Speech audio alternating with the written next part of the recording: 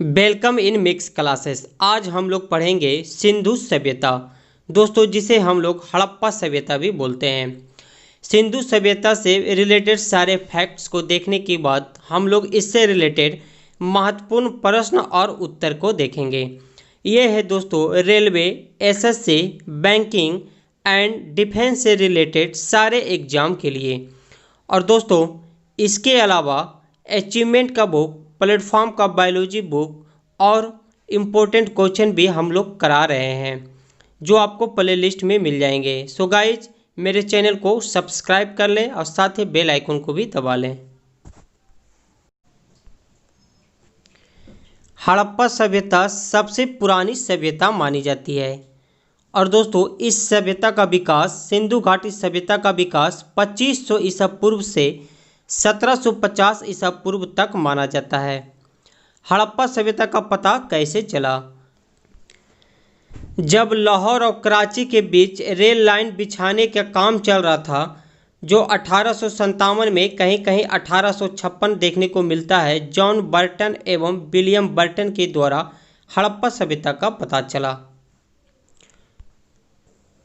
सिंधु सभ्यता के लोग भारत के मूल निवासी माने जाते हैं, जो द्रविड़ लोग थे। यह एक नगरीय सभ्यता है।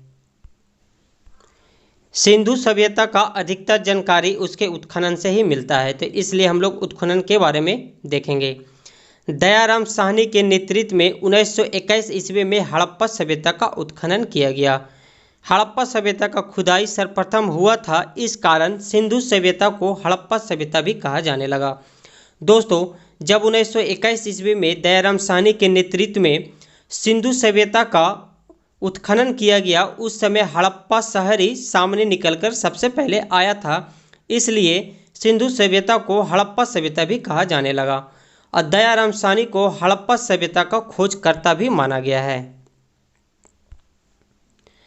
सिंधु सभ्यता के लोग घरों को बनाने के लिए ईंटों का प्रयोग किया करते थे। लोथल सिंधु सभ्यता का एक प्रमुख बंदरगाह था। दोस्तों आप सिर्फ मेरे बातों को ध्यान से सुने, आपसे क्वेश्चन आप रूपी बनते जाएंगे। जो भारत के गुजरात शहर में स्थित है, लोथल भारत के गुजरात शहर में स्थित है। अन्नागार का मतलब होता है अनाज संग्रह करने का स्थान, जो आपका मोहनजोदड़ो में पड़ता है। ये सबसे बड़ा भवन था। और इससे एक और रिलेटेड क्वेश्चन बनते हैं, एग्जाम में हमेशा आता है कि विशाल स्नानागार कहाँ था, तो विशाल स्नानागार मोहनजोदड़ो में ही स्थित था। कांस्य से बनी नर्तकी की मूर्ति मोहनजोदड़ो से ही प्राप्त हुई है। उत्खनन से यह भी प्राप्त हुआ है कि यहाँ के लोग कृषि तथा पशुपालन भी किया करते थे। सिंधु सभ्यता से लोहे का प्रमाण नहीं मिला है। मोहनजोदड़ो को मृतकों का टीला भी कहा जाता था। सिंधु सभ्यता की लिपि ऐसी थी कि अब तक इसे कोई भी नहीं पढ़ पाया है। दोस्तों अब हम लोग सिंधु सभ्यता से रिलेटेड सारे महत्वपूर्ण प्रश्न को देखेंगे। पहला क्वेश्चन है, सिंधु घाटी सभ्यता कब विकसित हुई थी? तो ये मैं आपको शुरू में ही बताया था कि सिंधु घाटी सभ्यता का विकास 2500 ईसा पूर्व से 1750 ईसा पूर्व तक माना जाता है, यानी कि ऑप्शन नंबर होगा बी। हड़प्पा सभ्यता को खोज कब हुआ? दोस्तों यहाँ मिसप्रिंट है। हड़प्पा सभ्यता का खोज कब हुआ, तो ये अभी हम आपको बताए थे कि दयाराम साहनी के नेतृत्व में 1921 ईस्वी में हड़प्पा सभ्यता का खोज किया गया था। हड़प्पा सभ्यता का खोज किसने किया? तो दोस्तों हड़प्पा सभ्यता का खोज दयाराम साहनी के द्वारा किया गया। सिंधु सभ्यता का पता कैसे चला? अभिलेखों से, साहित्य से, पुरातात्विक उत्खनन से या ताम्र पत्रों से? तो दोस्तों अभी हम बताए थे कि सिंधु सभ्यता के बारे में अधिकतर जानकारी उसकी उत्खनन से ही प्राप्त होती है, यानी कि ऑप्शन नंबर हो जाएगा सी। सिंधु घाटी सभ्यता की लिपि कैसी थी? तो सिंधु घाटी सभ्यता की लिपि ऐसी है कि अब तक इसे कोई नहीं पढ़ पाया, यानी कि option number D is correct answer. Sindhu घाटी सभ्यता का मुख्य व्यवसाय क्या था? तो दोस्तों हम लोग पढ़े हैं सिंधु घाटी सभ्यता के लोग कृषि एवं पशुपालन किया करते थे, यानी कि ऑप्शन नंबर सी हो जाएगा।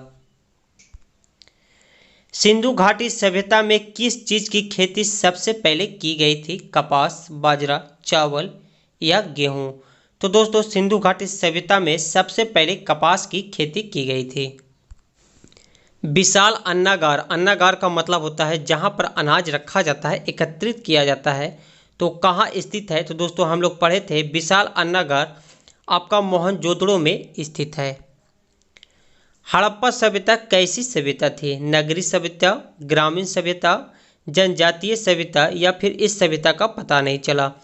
तो दोस्तों हम लोग जानते हैं, पढ़े हैं कि हड़प्पा सभ्यता एक नगरीय सभ्यता थी जिसे हम लोग शहरी सभ्यता भी कहते हैं।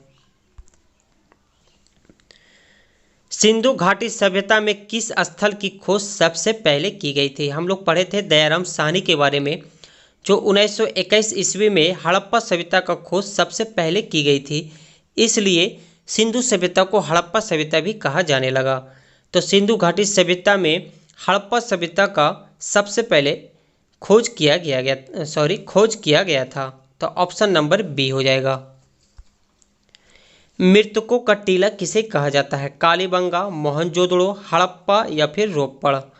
तो दोस्तों मृतकों का टीला मोहनजोदड़ो को कहा जा गया था।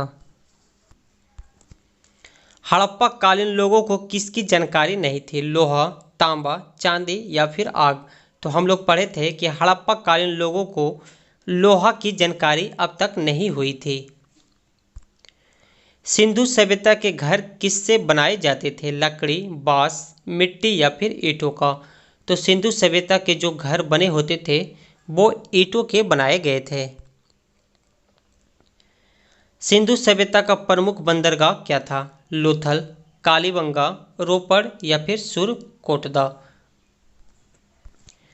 तो दोस्तों ये लोथल है। सिंधु सभ्यता का प्रमुख बंदरगाह लोथल था, जो भारत के गुजरात राज्य में स्थित है। कांच से बने नर्तकी की मूर्ति कहाँ से प्राप्त हुए हैं? दोस्तों इससे रिलेटेड हम आगे बौद्ध धर्म को कराएंगे और उसके महत्वपूर्ण प्रश्न क्वेश्चन को भी देखेंगे। कांच से बने नर्तकी की मूर्ति कहाँ से प्राप्त हुए? मोहनजोदड़ो से, लाहौर से, रोपड़ से या फिर हड़प्पा से? तो दोस्तों हम लोग देखे थे कि कांच से बनी नर्तकी की मूर्ति मोहनजोदड़ो से ही प्राप्त हुई है।